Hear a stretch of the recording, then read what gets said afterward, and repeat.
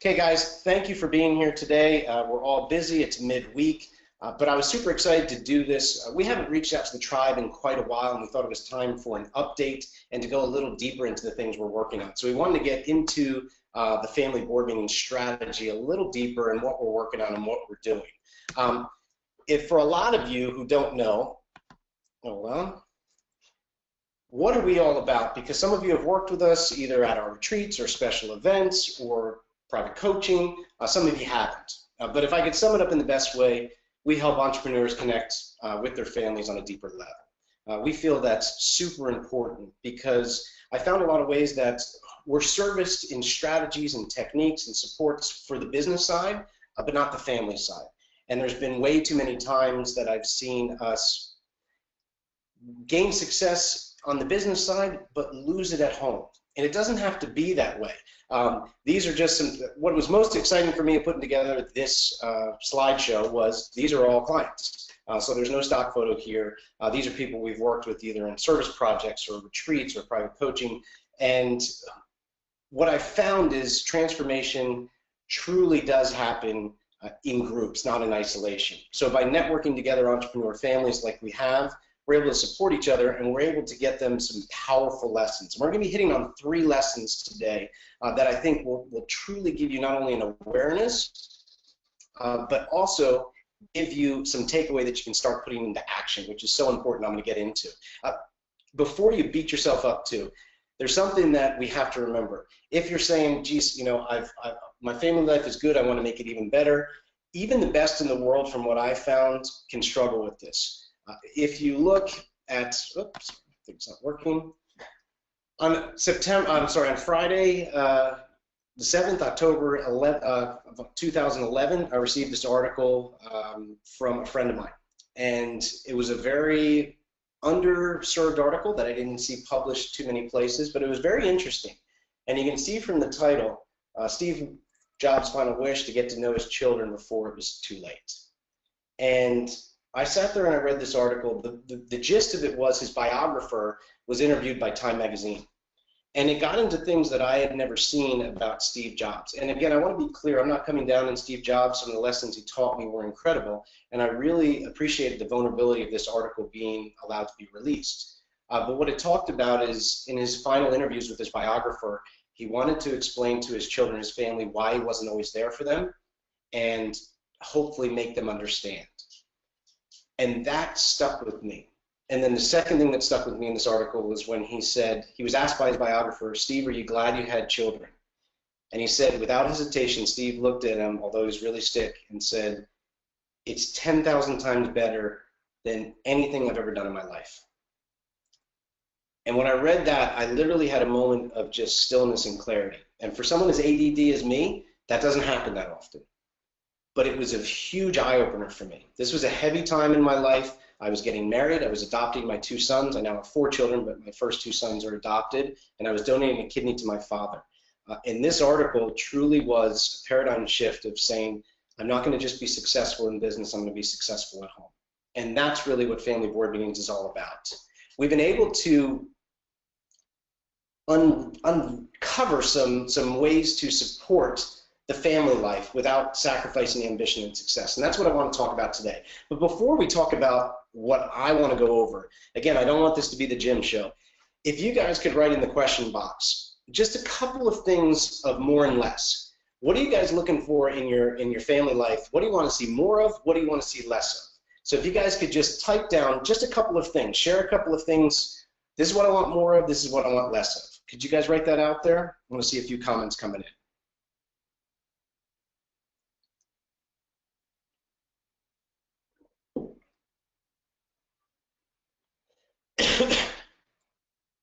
Anyone? Anyone commenting? So Jim, Melinda, and Gary are commenting. They should be coming in at the bottom, I believe. Do you not see them? Yeah, okay, perfect, yes. Deeper connection. More ambition and planning for the future for the kids 12 and 15. Great, Gary, good to hear you again. I want to feel more in control and confident, yes. More connections and joy in my 14-year-old son. Absolutely. More quality time. Very well said, Brian. That's something I really agree with. Enabling my children to be more mindful. Absolutely. Less impatience and bickering from us parents. Yeah, getting along better, Gary. I absolutely agree. Good. We're on the same page then. And remember, for you guys that know me, some of you are on this call that are good friends of mine, know me well. We've worked together. I didn't start family board meetings because I was a perfect parent. In fact, just the opposite. I didn't know what I was doing. I wanted to do a better job, and I wanted to learn. And I found bringing people together like we do, not only can I teach, but I can learn just as much. So that's a super important part of what we're doing. A lot of you know my family already. Brian and I got into the retreats and specialized events with entrepreneurs and their family. I love my family to pieces. There they are at the bottom. Sammy was just born 2 months ago, so I'm not getting a ton of sleep right now, but we love them to pieces. It's a really special time, but a heavy time in our life too. When you're going through business changes and all sorts of family changes, it can really catch up with you. So what do we do? And again, I have moments like these. You got to embrace the chaos. And again, when you look at this, it first looks chaotic, but I wouldn't change these for a second. I remember I was leaving on a business trip, wanted to get in a quick yoga session, pulled out the mat. My 2-year-old came in with me. Yes, very funny picture. She probably won't want me to show it the next few years when she realizes what it is. But we want to all embrace the chaos and learn how to really filter it and make the most of family life. And what I found is we all struggle with a couple of things. First of all, a lot of entrepreneurs struggle with consistency. It's not just our children, but we do as well. And commitment. A lot of you are wanting to get that deeper connection, like you said, more quality time. But first off, you have to be committed to doing that, and so do your kids. And we have some ways to make that happen. And the third struggle, which I think is the most important, and this is something that has been heavy on my mind for the last few weeks, it's content versus execution. I'm actually seeing this almost disease occurring right now, and that's why I have a choking victim here, where we are choking on content and we're all starving for execution. And what that means is we have so many things thrown at us with social media, different articles, information coming from here, there, an email blast, whatever it is, we're getting lots of content. I'm not saying it's not good content, but it's like trying to go to the buffet and eat a bite of everything. You're not actually chewing or swallowing it, you're spitting it out and trying to go to bite the next thing. So you're not getting any nourishment, and you're certainly not getting the nutrition from it. This is the same with execution. I find that we get on such a rush for more content, we don't actually execute. And execution with consistency and commitment is so key. So today, my goal is, again, we're going to go into 3 areas. I don't want to go into too many subjects. I don't want to go into too many techniques, because that's not going to do any good. The goal today is to get you guys things that you can actually execute on. Because honestly, if I just give you a bunch of content, you chew on it a little bit and nothing goes home and gets implemented, it's really been a waste of time, and I don't want to see that happen.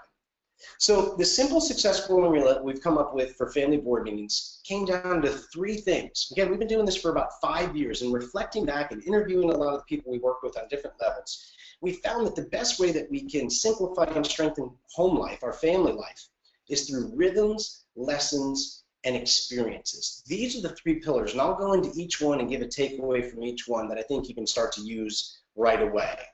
Now, rhythms. Rhythms is a word that I've really come to like. About 5 years ago, I met a friend of ours named Rick. He is a board meetings client. He's come to a couple of our retreats, very wealthy, on his way to becoming a billionaire likely. But that's not what really drew me to Rick, because I met a lot of people that have a lot of money that just aren't happy.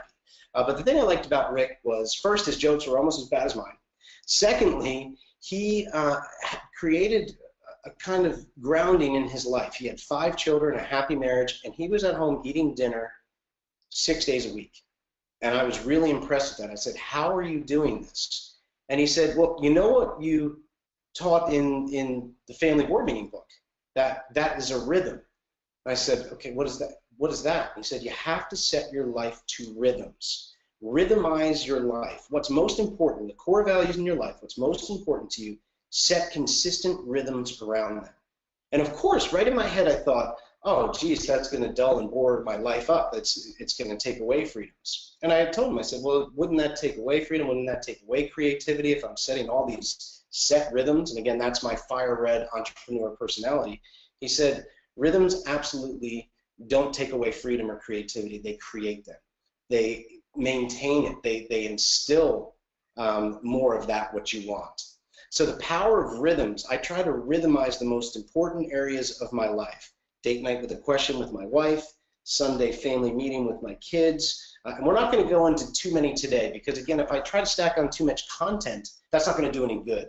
The goal today is just to give you awareness that if you will set your family life to certain rhythms, it's going to give more consistency and more confidence not only to you and your children.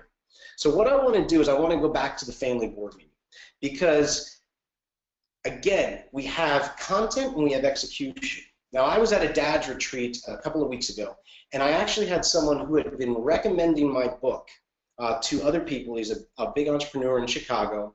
I actually had people contact me and saying, hey, he's promoting your book, it's great. And he pulled me aside and said, I've been promoting your book to other people and your strategy because I know what it can do. I haven't been doing it myself. And we all get these blocks. And I said, thank you for your honesty. What's going on? And we worked through a couple of blocks that were going through his head with setting schedules. But what I want to do is make sure that we're setting clear rhythms. Could I ask real quick before I go into the family board meeting, and we'll do a quick review of it, does anyone practice this strategy? Has anyone used the principles of this strategy? Anyone out there? Has anyone out there read the book? Give me a comment in the questions.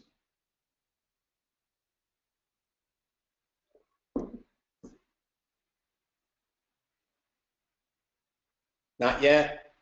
Okay, I do it with my two olders. Yes, not yet. Yes, really powerful. Yep, good, Kevin. Thanks for being here. And Kevin, your story is one of my favorite of all time. Thank you. Aaron's done a couple. Good. The strategy works. Again, this isn't about promoting my book. This is about deepening and strengthening family life. And this is one of the most powerful rhythms that not only helped my family, which I'll talk about a little bit, but has helped other family. I've been honored to have different CEOs, different athletes, different business owners come to me and say, this simple thing is reconnecting me with my children. So this is a starting point rhythm to really get you connected with your kids, okay? And what I want to do is just do a quick review. Okay, we have paper napkin, right? I was part of a book called Paper Napkin Wisdom. And I love this because it said the best ideas in the world should be able to be written on the back of a napkin. This is my friend Govin. He's up in Toronto. I was speaking at the EO annual event. He asked me to be a part of the book. He said, your strategy is so easy and so simple, people will be able to follow it. I want you in the book. Can you put it on a napkin? So I actually did it on a napkin right there in the bar with him, and this went right into the book. And so we reviewed this rhythm real quick, so I'm not going to go through the whole book. But the way the family board meeting strategy works is this. I will give my children the same love and attention and respect that I give my biggest clients, investors, and key team members in my business.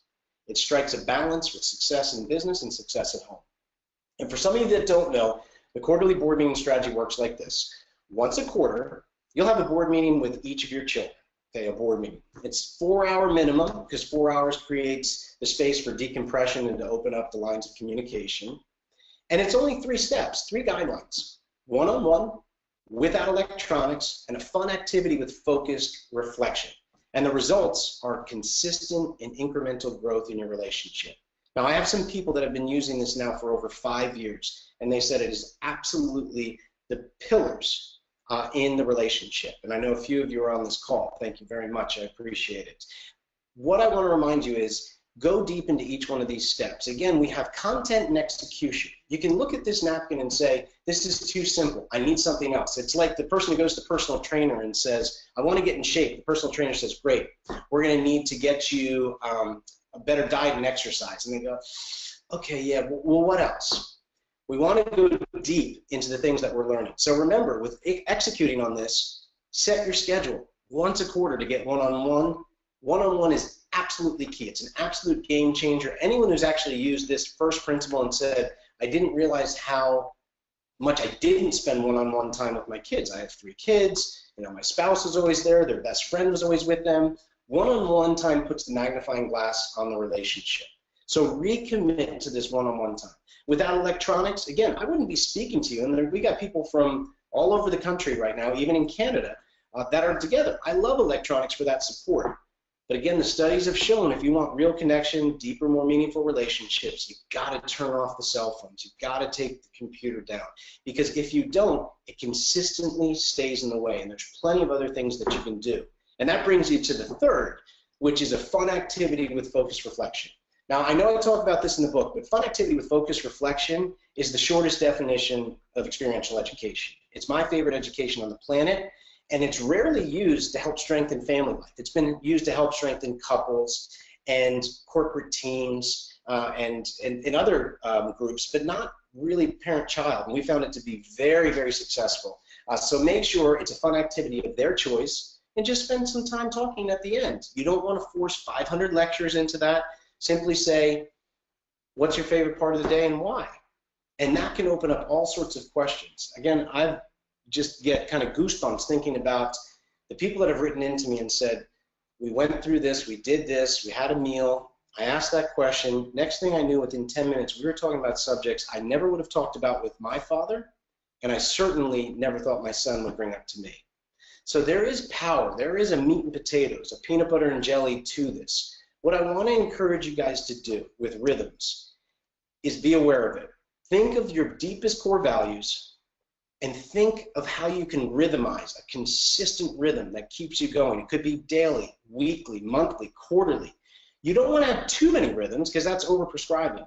But think about setting some very clear, dependable rhythms that you can do over and over that will increase your depth, increase your creativity, increase that grounding in your family life. That's what's happened with the family board meeting strategy for me. Let me tell you, with having a son born 2 months ago, we each had a board meeting with the other 3 kids in the last month.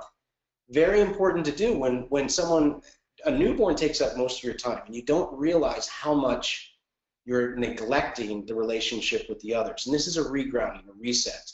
So I want you guys to recommit to rhythms. Rhythms are one of the most important things that I've set in my life that have really helped me. And again, these aren't all rhythms that I'll share at another time that I've created. Some I've created, other ones I've leveraged off of mentors and friends of mine that have had such success with them. So you want to share the ideas back and forth. We're on the Family Board Meetings Facebook site every day, and I've seen some good sharing there. I'd encourage that. Now, lessons. This is the second one. Lessons are super important to me. A lot of you guys that know me on the call know that I am very, very passionate about improving education for our kids. So I'm going to get into that real quick with a quick takeaway.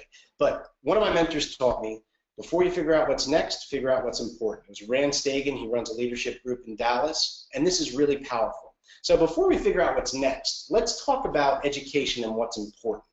Can you guys share with me in the question boxes, what do you want your kids to learn? What's important to you guys for your kids to learn that they're probably not getting in school, but what's most important for you to have them learn? I'll give you guys a couple minutes, but please share a couple of ideas of subjects you want your kids to learn that you think are going to really help them.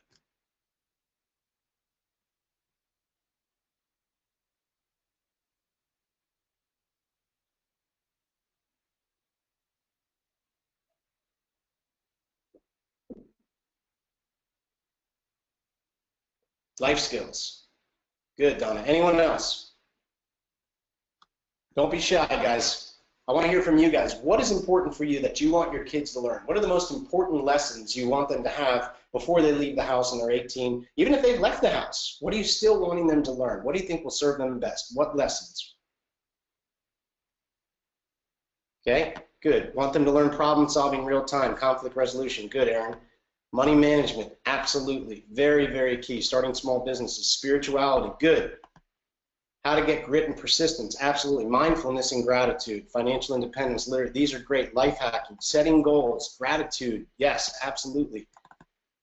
Healthy, successful, abundant life, financial education. Yeah, we're in it. Self-respect and self-love, appreciation, gratitude, accountability is the author of his life. Love it, Susan, good wording. Self-sufficient, yes, Ed. Oh, Ed, good to see you, buddy. How to expect and work with others. Absolutely, relationship skills.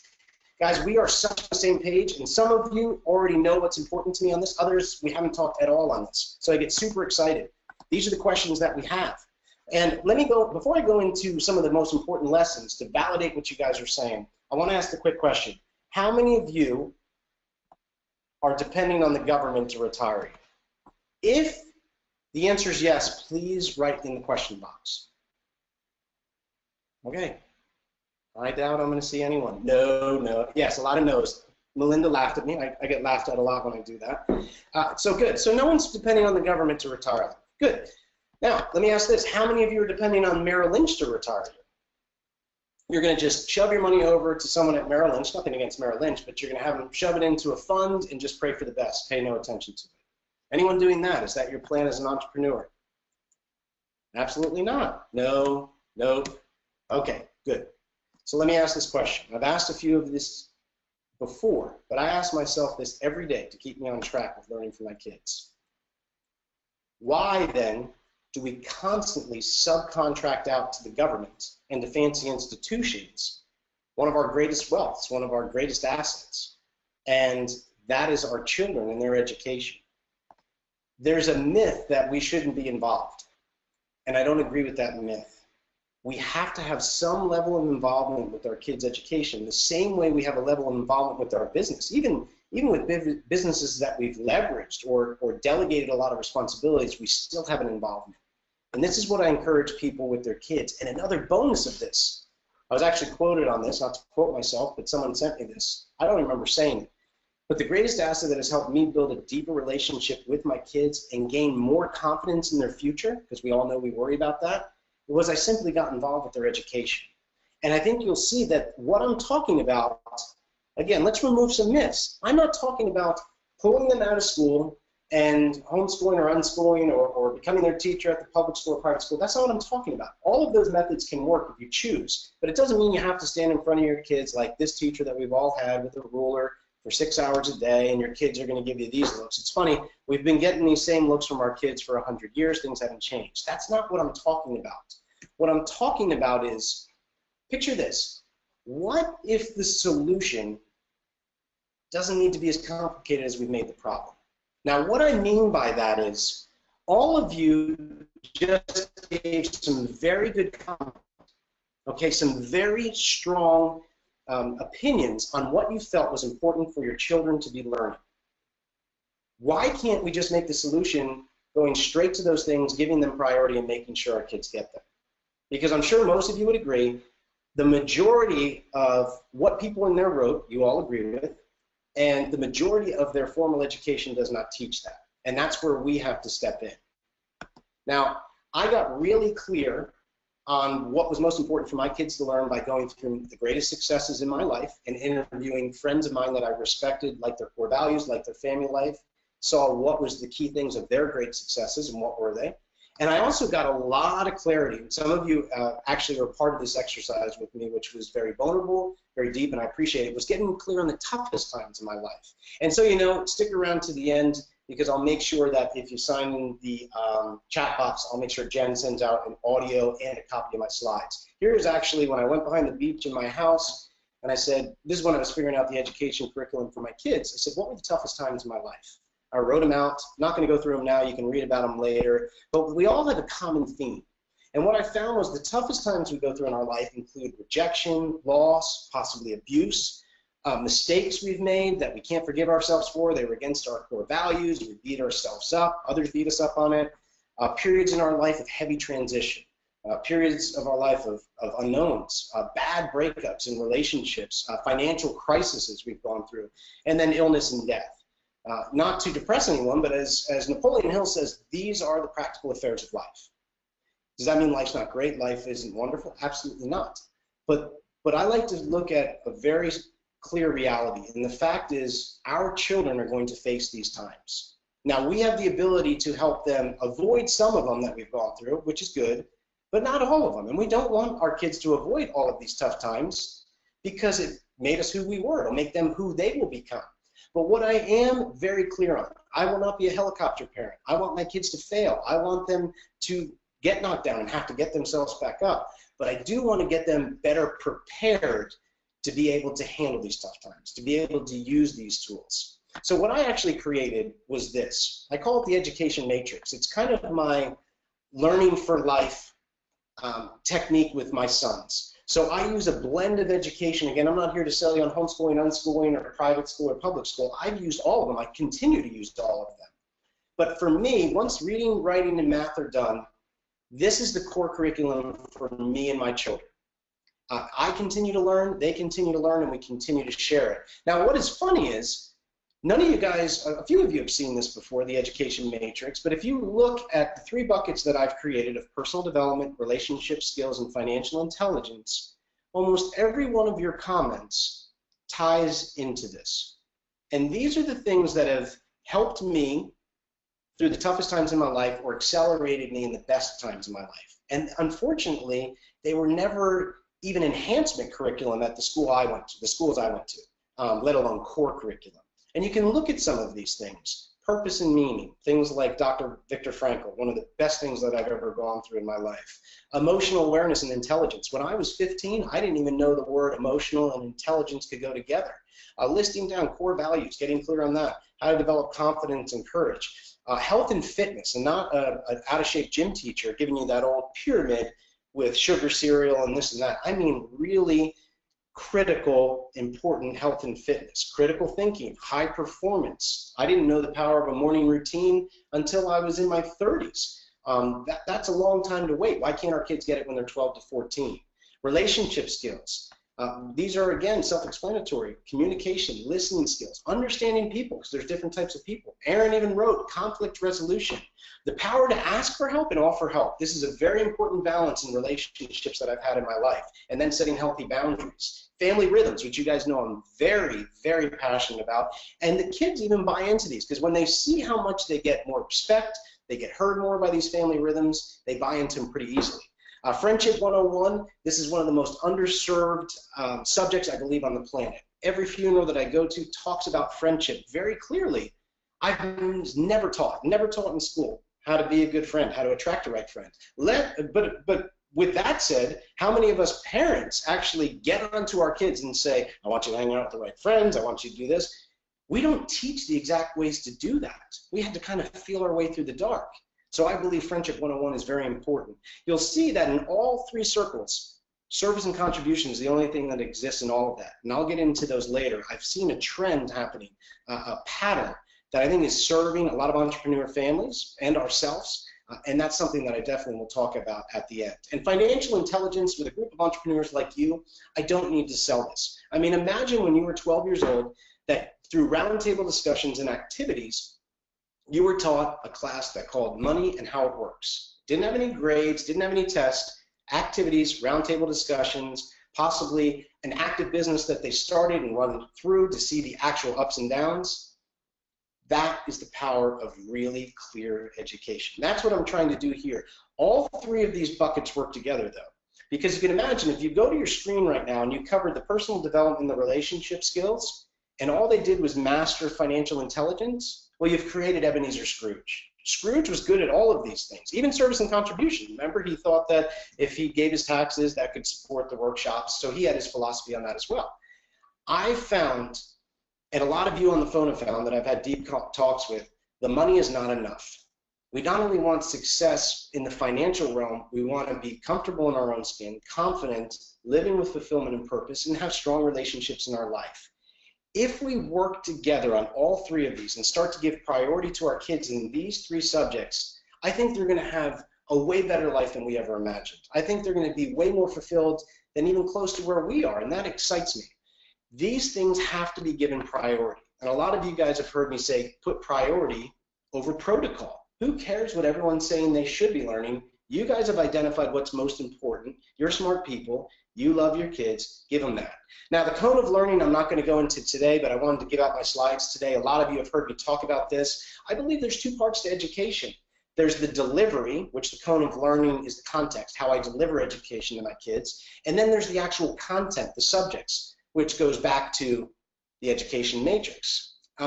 Look this over with your spouse, and what I'd ask you to do is say, how was I taught in school as a kid, and how is that ranked on the cone of learning scale, and what are the best ways we can start teaching from here? It's a real powerful exercise.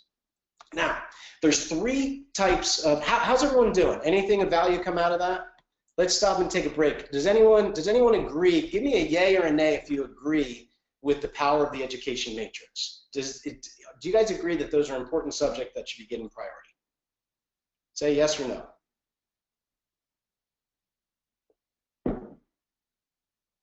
Yes, sir. Yes, sir. Okay. Can you go back a slide?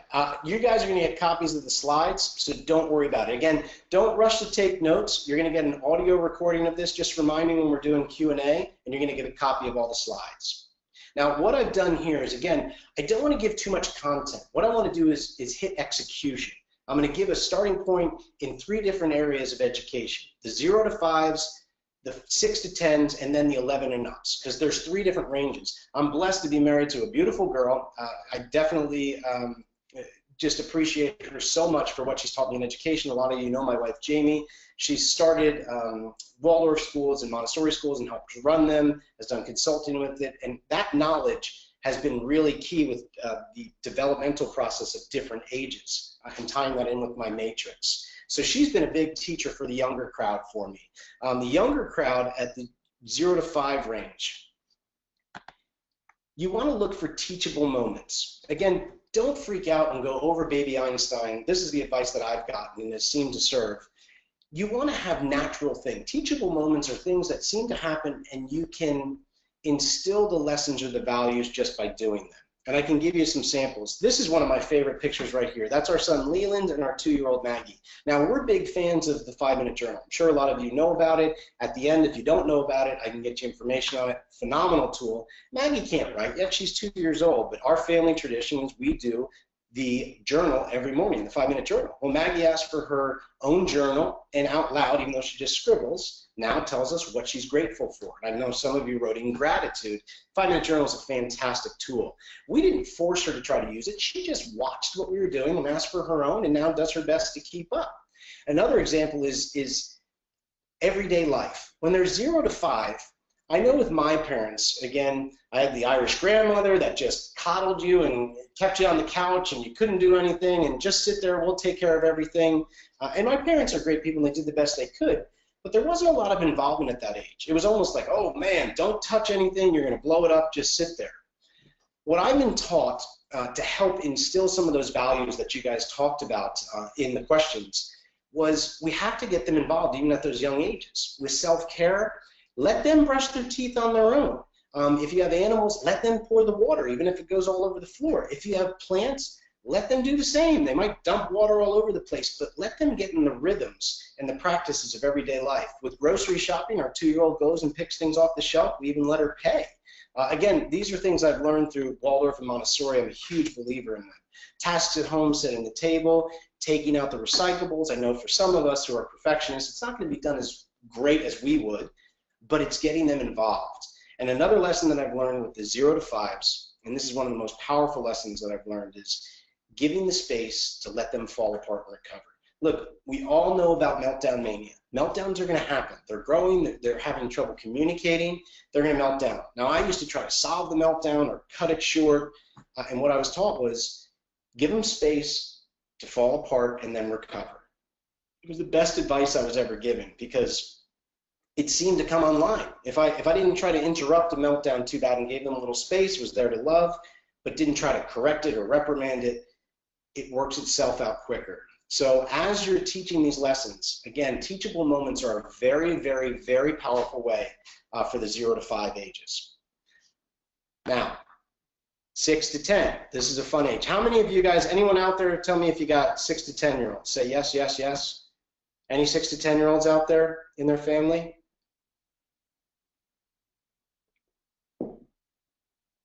Yes, yes, okay. Yeah, so a couple of you guys, good. I actually interviewed my boys on the crazy education that we've been trying to do with them, based around the education matrix and lessons that have actually stuck. What I found for the 6 to 10-year-olds, and it could just be my boys, but it's worked for some other people that we've interviewed as well on results, is games work really, really, really well. And now the 2 games that came to the top, we have lots of board games, other games that we played, other activities. But again, with the concerns that you guys wrote in the questions section and what is involved in my education matrix, these were the 2 most powerful games I brought into our life. And what we did is we set a rhythm of game night every week. And every other week we play Stephen Covey's 7 Habits of Happy Kids and Cash Flow for Kids. And for those ages from 6 to 10, it served them incredibly well to not only instill personal development, but relationship skills and financial intelligence. These 2 games hit on all 3.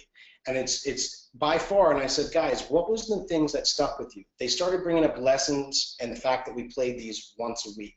Very powerful. Now they're going to start to outgrow it by 10. I mean, with 7 Habits of Happy Kids, you got to put on bunny ears for a certain roll of the dice, which I always got stuck with. And then Cash Flow for Kids will get too simple for them, which is a good thing. But the mechanics, the underlying core values, the awareness is huge. So again, what I wanted to do today was a starting point. I have no affiliation with Covey Group or the Kiyosaki Group officially. I mean, we've done some different things back and forth, but these games worked for me. So what I want to do again is cut right to what works. These were the most powerful for me. So if you're looking for something to teach those age ranges and you agree with the matrix that I put up, these games were the best. You can buy them used on eBay for a song. I'd highly recommend them. Okay, 11 years and up. I know a lot of you on the phone have 11 years and up. So I'm going to share something that a lot of you guys don't even know that has become a very powerful thing for me.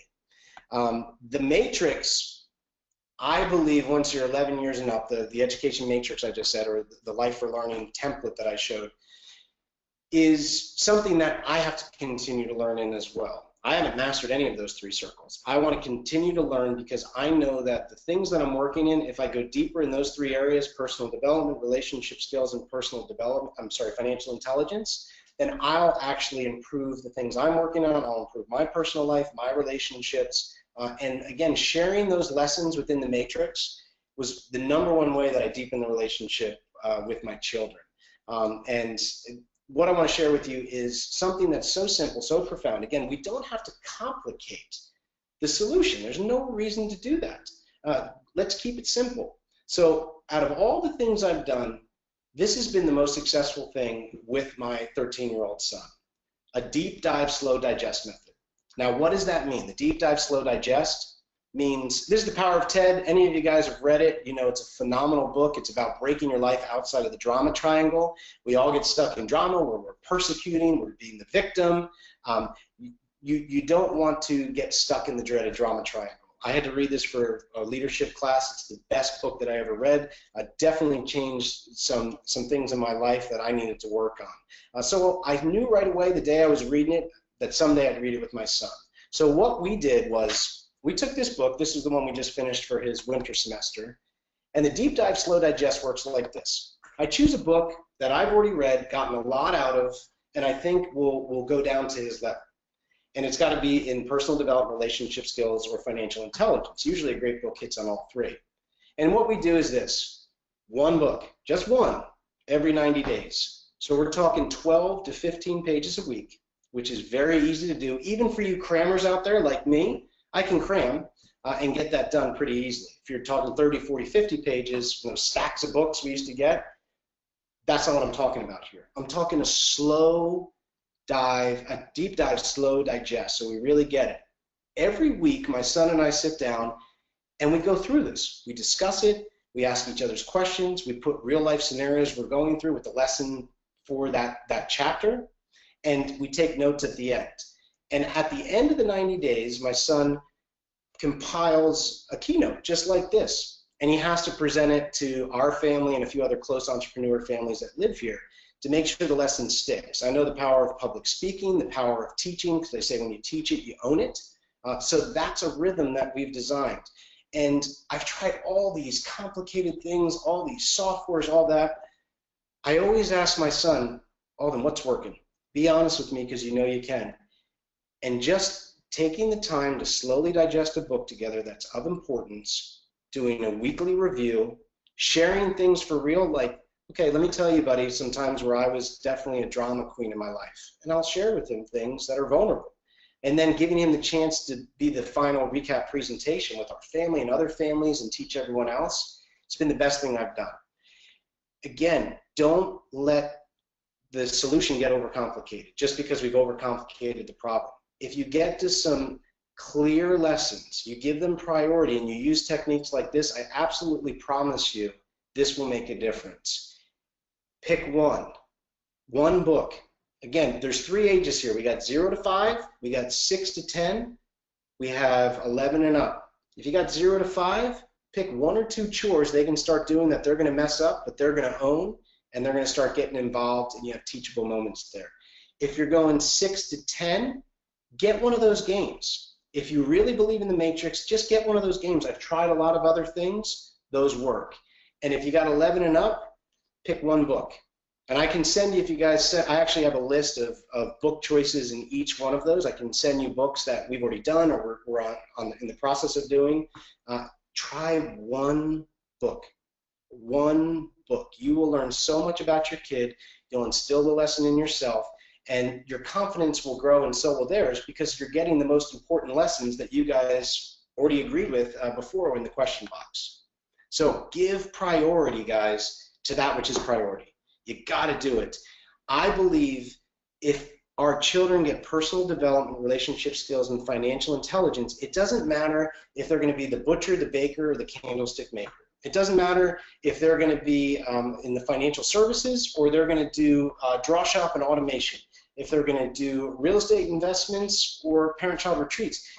These 3 things will serve them. And I'm not beating down on school, because school is very important.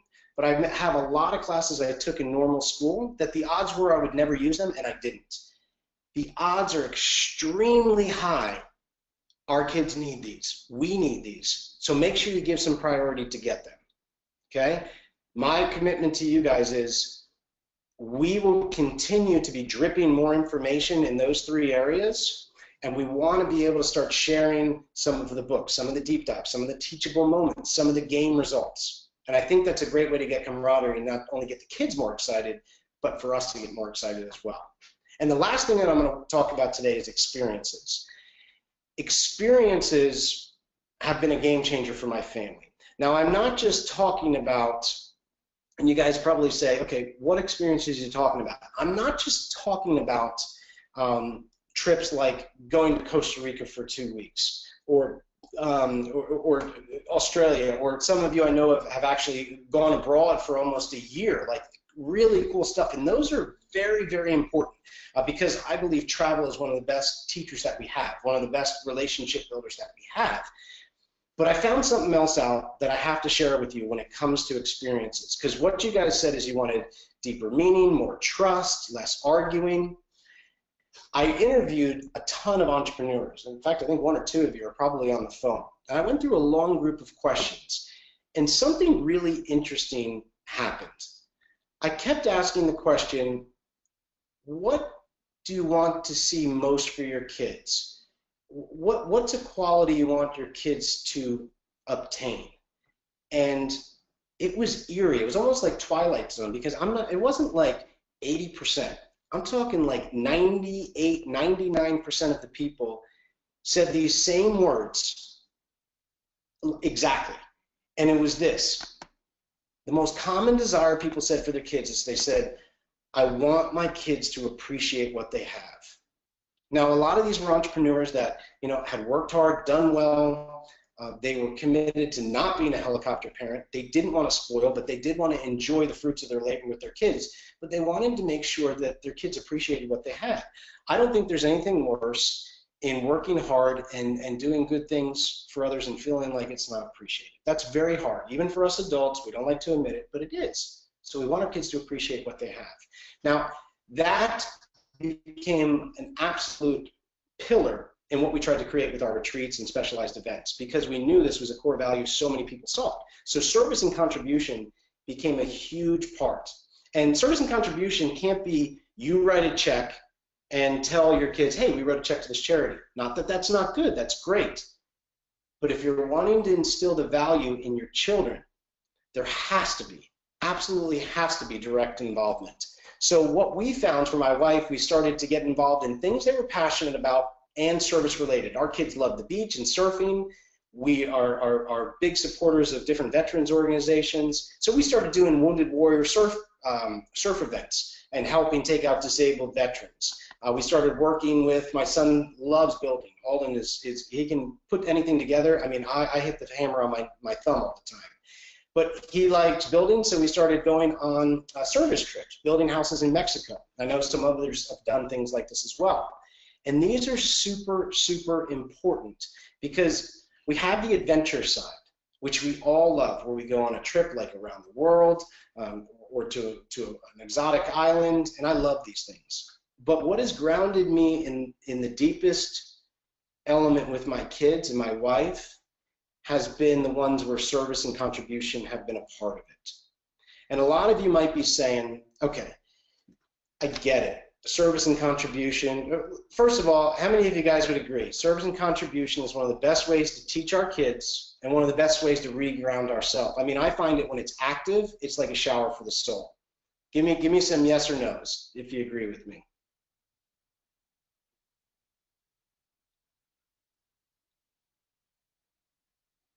Hell yeah. Okay. All right.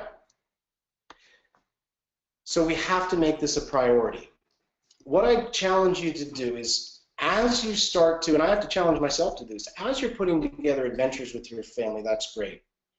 If you will instill trips and experiences that include service and contribution, those core values you're wanting to instill with your kids will absolutely start to develop in ways that you could never do through lecture. I remember my parents used to say, eat up, there are starving kids in China. Well, that didn't mean anything to me in a middle-class home eating a big meal in New Jersey.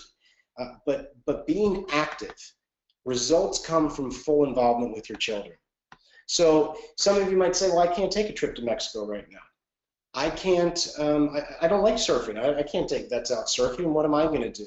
You have to get creative. And the creativity is half the fun and half the meaning.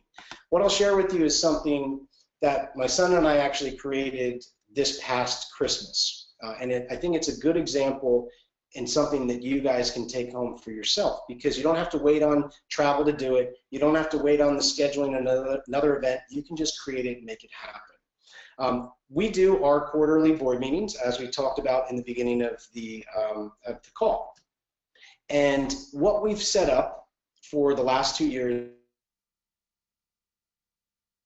Christmas, we want it to be based in service and contribution. I've built that relationship with my kids where I've said, look, let's make this last one about helping others. And they've both bought in. It took, a few years. I don't know when we first started if they would have, but now they're like, yep, that's fair, let's do that. So Alden and I had signed up to go volunteer at the VA hospital. I'm sorry, the VA nursing home. We were super excited. Long story short, we get out there, and the paperwork we had put in had not been processed. They weren't allowed to let us volunteer. So we left pretty bummed, and we're driving around, and we've set this time, and I say, okay, buddy, let's think the most of this. And to his credit, he said, yeah, no, we're going to figure something out. We've set this time. So we start to brainstorm ideas. What's something nice we could do around the holidays? And we start to come up with a few ideas. And our first idea was, let's go to the grocery store and buy groceries for someone that looks like they're in need. Well, I swear to you, St. Augustine, Florida, I go into a grocery store there late afternoon on a Friday. No one in the store, like no one. It was like a ghost town in there. So we got the gut feeling, okay, this isn't right.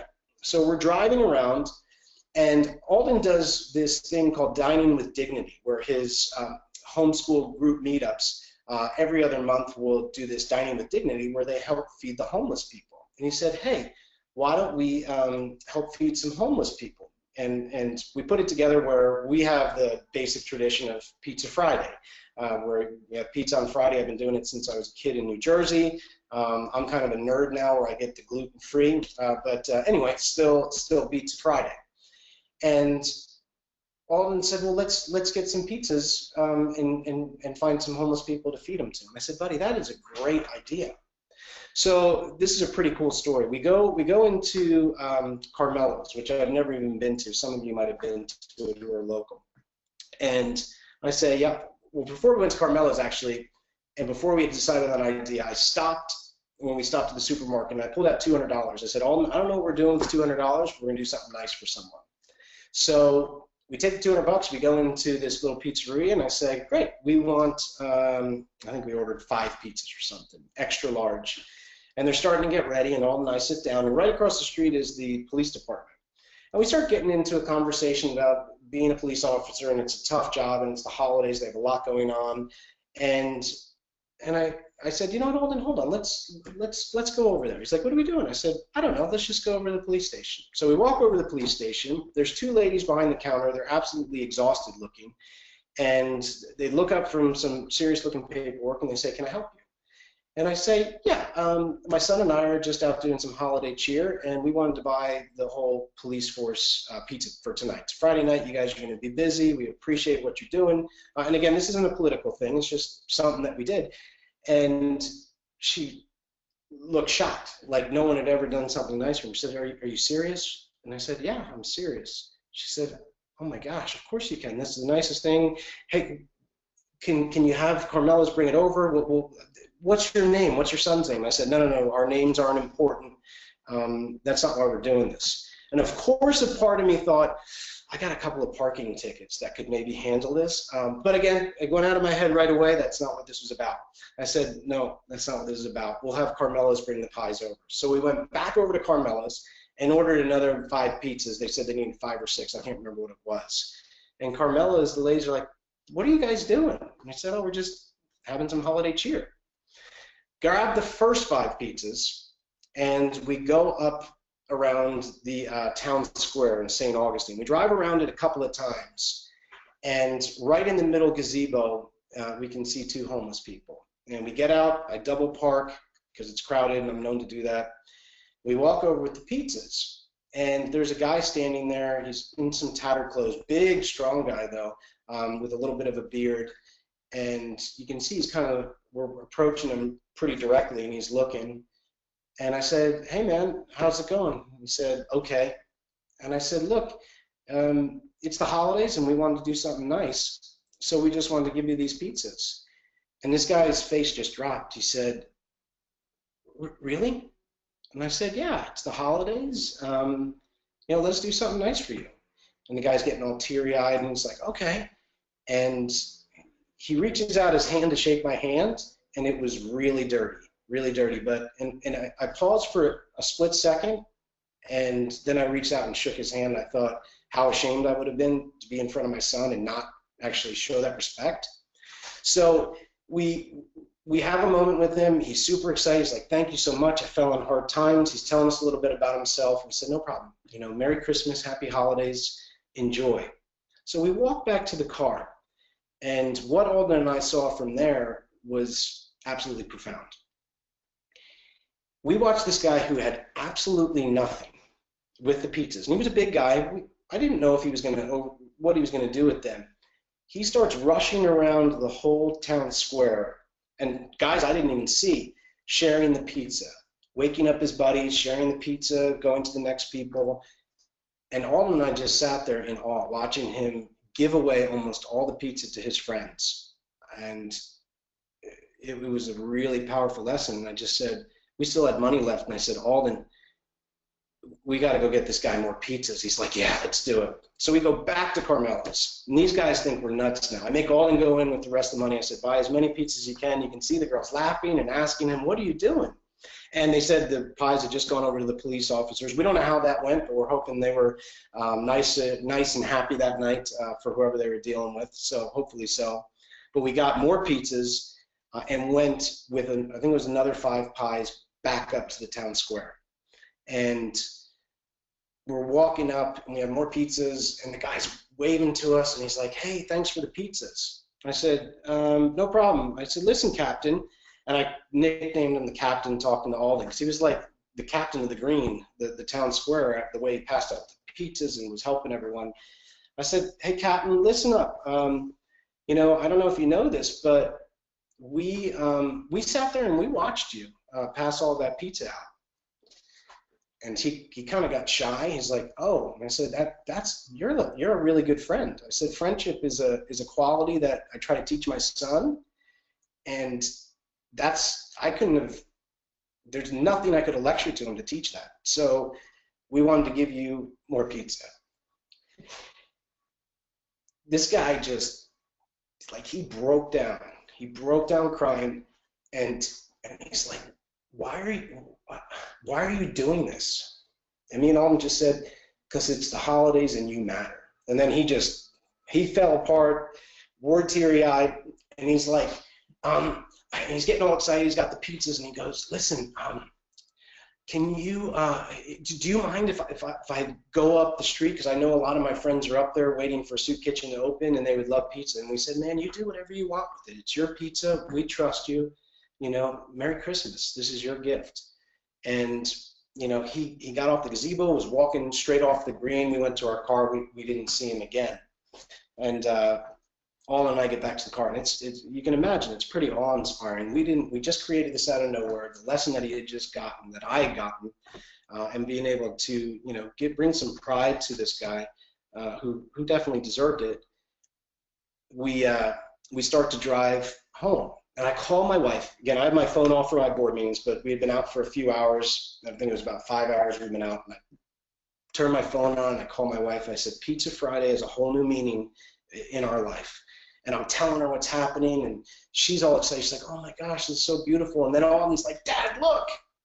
And we're driving up one of the side roads and past one of these big churches, and there lined up on the sidewalk is like 15, 20 homeless people, all with a pizza, all smiling, all just having a good time. And Alden and I are high-fiving and cheering. And my wife is like, this is so beautiful, honey. She's like, can I ask you a question? I said, yeah. And she said, did you remember to get our pizzas for tonight? No, I didn't. So, of course, I had to stop at another pizzeria, not the same one, and grab our pizzas. But we went home and we had that discussion. And I know that's a little bit of a long story, but the way that it unfolded, I thought it was worth it. Because I want to instill that service and contribution in my kids. We all have the power of creativity and little things that are $200 or less, local, in our own backyard, and we don't have to wait on an event or a date to do it. You can just do it. And it's become a tradition, and we've gotten my other son into it now, where every other Friday or so I'm just buying extra pizzas, going up to our town square to talk with some homeless people and give them pizza. And some of the stories they say and the gratitude, it's been very profound for Alden and I, especially, and now my younger son getting involved. But we all have the power to do that. We all have the creativity, and it felt really awkward. I thought, is this guy going to want to take a swing at me? Is he going to freak out on me? Is he going to be like, go away? You don't know. But that wasn't the case. So if you really want a deeper relationship, if you really want to simplify, you can create your own Pizza Friday. That's what I want to challenge to you is, when it comes to service and contribution, the big trips to Mexico are great. You know, the big surf events where we take out the handicapped surfers mean the world to me. That's a special day for me. But you can create your own Pizza Fridays, because if you want to take it to the next level, this has been the key element for me and for other people that have shared the little things they do. And it's not for bragging rights. Again, I don't talk about this to brag. We're talking $200 and just some pizzas. But helping that person, helping the captain, deepening with my son, it's been absolutely incredible for me. So I love to share these lessons with our family board meetings group. Most people wouldn't understand that. They don't want to hear it. They don't want to deepen the relationship. They don't want to take the effort to set rhythms, to teach these lessons not taught in school and get involved in their kids' education, to take the effort and vulnerability to create these experiences. But that's what we're all about. And they're not always easy to believe in, to buy into. So that's what I wanted to talk to you about now. Like I promised at the end, transformation rarely takes place in isolation. That's a Dan Sullivan comment. And people say, how is it your sons, and again, my sons were adopted. So I came into their life at 5 and 7. I have 2 biological, 2 adopted. How is it your sons buy into this? My teens wouldn't even consider doing this. I believe that through the specialized events and retreats that we've been able to bring them to, they see other families and other kids doing it, and that gave them buy-in. And Dan Sullivan, a mentor of mine and Brian, said transformation rarely takes place in isolations. It happens in good groups. And that's really what our retreats are about. That's really the camaraderie our retreats produce.